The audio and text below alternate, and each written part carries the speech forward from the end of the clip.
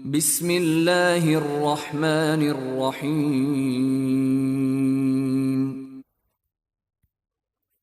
Assalomu alaykum. Siz YouTube'dagi Muslima kundaligi kanaldasiz. Bugungi mavzuyimiz xufton namozi. Xufton namozi 4 rakat farz, 2 rakat sunnatdan iborat.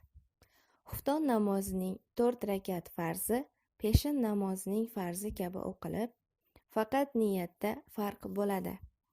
Xuftonning 2 rakat sunnati ham yuqorida o'rganganimiz bomdod va shom namozlarining 2 rakat sunnatlari kabi bir xil tartibda o'qiladi.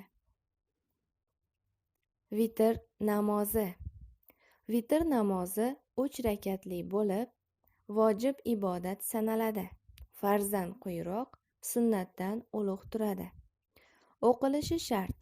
Biror sabab ila vaqtida o'qilmay qolsa, qazosi o'qiladi. Vitr namozi xufton namozidan keyin o'qiladi. Quyidagi tartibda ado etiladi.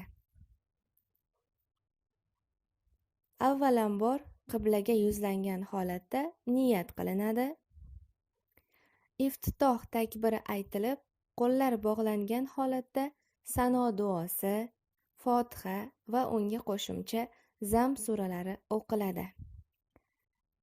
Rukuga boriladi. Rukuda 3 marotaba Subhan robbiyal azim deyiladi. Samiyallohu liman hamidah deb qiyom holatida turiladi. Qiyom holatida Robbana lakal hamd deyiladi va sajdaga boriladi. Sajdada 3 marotaba Subhan robbiyal a'la deyiladi. Qa'dada o'tiriladi. 3 salovat miqdoricha o'tiriladi va ikkinchi sajdaga boriladi. Sajdada 3 marotaba Subhana robbiyal a'la deyiladi. Va qiyom holatiga qaytgan holatda Fotiha surasi va qo'shimcha zam suralari o'qilib, rukuga boriladi. Rukuda 3 marotaba Subhana robbiyal azim deyiladi. Samiyallohu liman hamidah deb qiyom holatida turiladi. Robbana va lakal hamd deb sajdaga boriladi. Sajdada 3 marotaba Subhana robbiyal a'la deyiladi. Qa'dada o'tiriladi va at-tahiyot duosi o'qiladi.